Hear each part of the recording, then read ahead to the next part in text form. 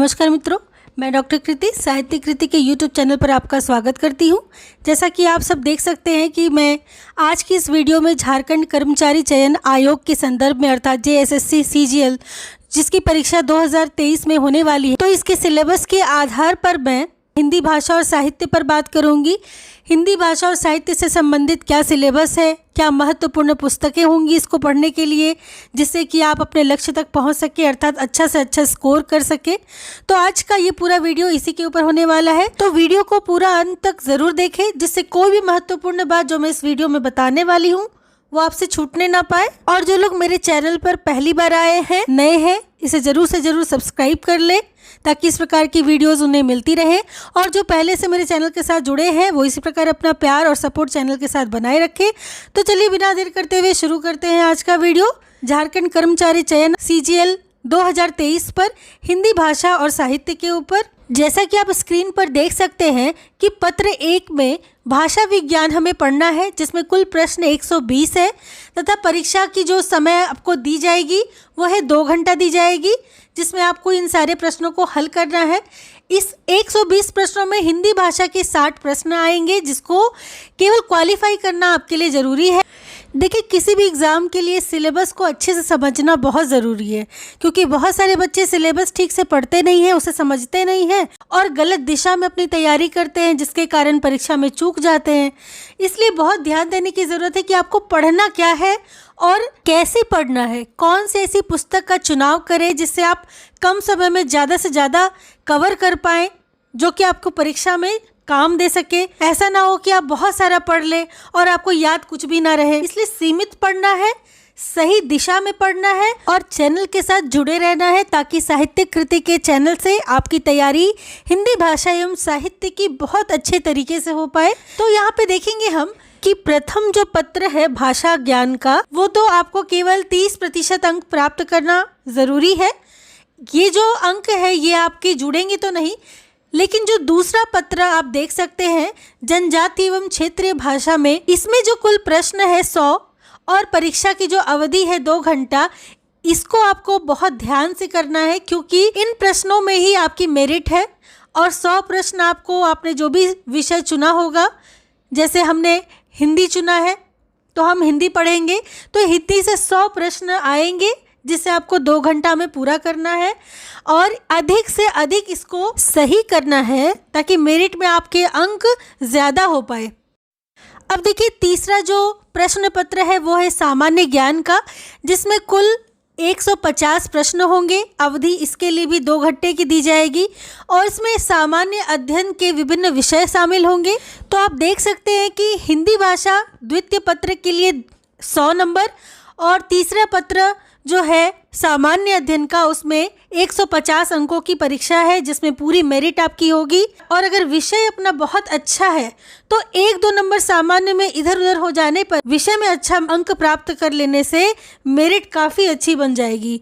तो इसलिए आपको हिंदी भाषा को बहुत अच्छे से पढ़ना है, बहुत अच्छे से कवर करना है, ताकि परीक्षा में कोई गलती ना होने पाए। तो ये तो बात हो गई समय की और प्रश्न पत्र के संख्या की।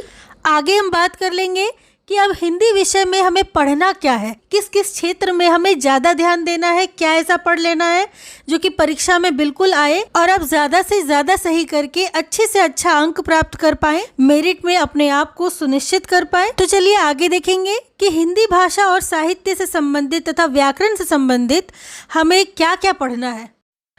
आप देख सकते हैं कि भाषा में सर्वप्रथम हमें हिंदी की उत्पत्ति पढ़नी है, फिर पुरानी हिंदी अवहट्ट और डिंगल के बारे में पढ़ना है। ये तीनों भाषा में प्रारंभिक रूप से हमें पढ़नी है। उसके बाद हमें भाषा के विभिन्न रूपों को पढ़ना है, जिसमें रचनात्मक भाषा, राष्ट्रभाषा, राजभाषा, संपर्क भाषा और संचार भाषा पढ़ना है। फिर हमें हिंदी का शब्द भंडार पढ़ना है, जिसमें तत्सम, तद्भव, देशज, विदेशज, ये सारे शब्द रूपों को देखना है। फिर आएंगे भाषा विज्ञान पर। भाषा विज्ञान में हमें भाषा की परिभाषा, उत्पत्ति, विकास, ध्वनि परिवर्तन और अर्थ परिवर्तन को पढ़ना है। फिर हम भारतीय सिद्धांत अर्थात भारतीय साहित्य सिद्धांत और पाश्चात्य साहित्य सिद्धांत को पढ़ेंगे, जिसमें काव्य लक्षण, काव्य हेतु, काव्य प्रयोजन, शब्द शक्ति, रस, छंद और अलंकार पढ़ेंगे।